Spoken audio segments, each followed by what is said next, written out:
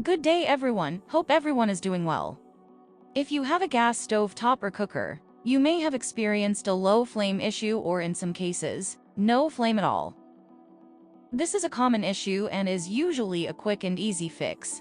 This fix should take less than 2 minutes to do and will result in better cooking efficiency, which will save you money. Please do be careful to only handle the stove top when it is cold. So check out the links in the description below to get started, and give the creators of the content a like if the videos helped you. If any of the fixes in the description below do not work for you, then check if your gas has not been depleted. If not, then it may be necessary to call a professional. So have a lovely and a blessed day everyone. I would like to give thanks to God Almighty for another day, and for the opportunity to direct people to content that may be helpful to them.